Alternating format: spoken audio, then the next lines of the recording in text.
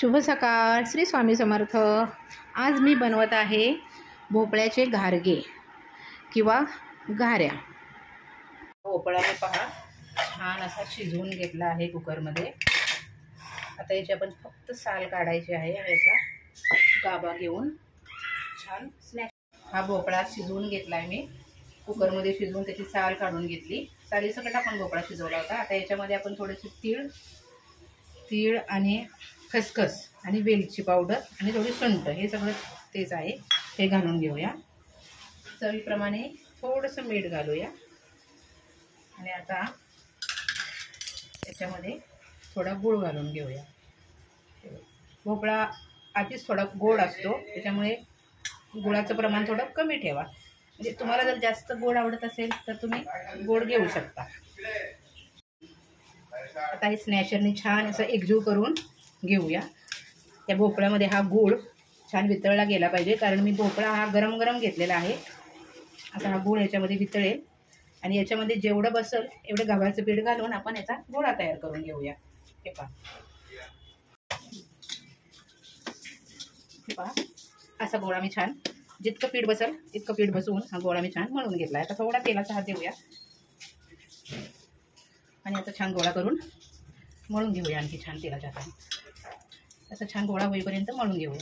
आणि जितकंच पीठ बसेल ना तेवढंच घाला, म्हणजे खूप चवीला छान होतील. जास्त जरी पीठ झालं ना तरी मग त्याची गोडी कमी होईल. हा असा गोळा मळून घेऊया.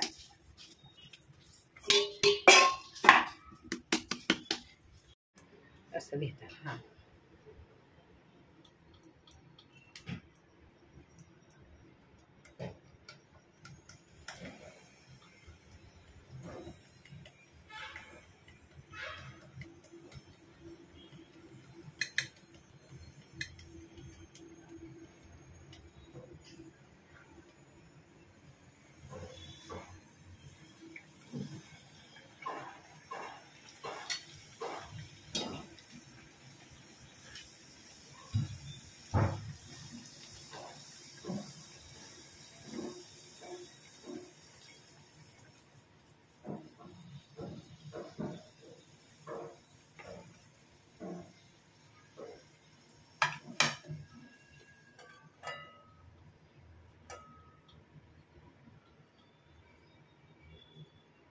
घारग्यांची रेसिपी तर आपण पाहिलेली आहे.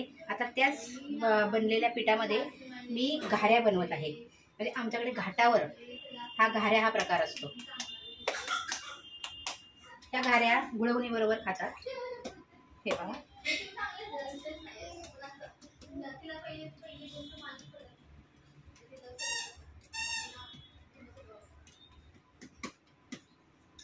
पाणी थोडं थोडं घेऊन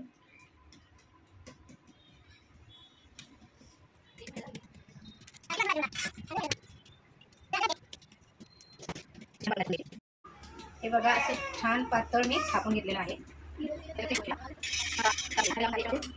टाकून घेऊया. टाकताना गॅसची फ्लेम थोडी बारीक ठेवा. त्याच्यावर असे थोडं पाणी टाकून होल पाडून घ्या. होल पाडून घ्यायचे.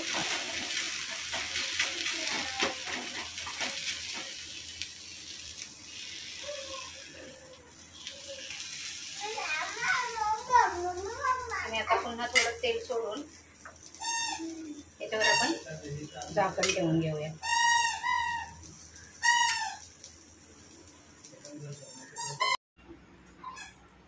आपण याला आता पलटून घेऊया.